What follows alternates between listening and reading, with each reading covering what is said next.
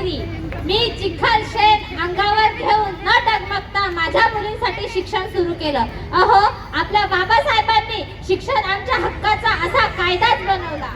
धन्य त्या सावित्रीमाई, धन्य ते बाबासाहेब. माय बाप हो सरकार, माय बाप हो सरकार, माझ्या मुलींना शिकवा, माझ्या मुलांना शिकवा. माय बाप हो सरकार, आम्हाला शिकवा. आणि हो सरकार, आम्हाला शिकवणाऱ्यांना पगार द्या. हो सरकार, पगार द्या. हो सरकार, पगार द्या. धन्यवाद. अतिशय उत्तम, अतिशय सुंदर, खूपच छान प्रयत्न.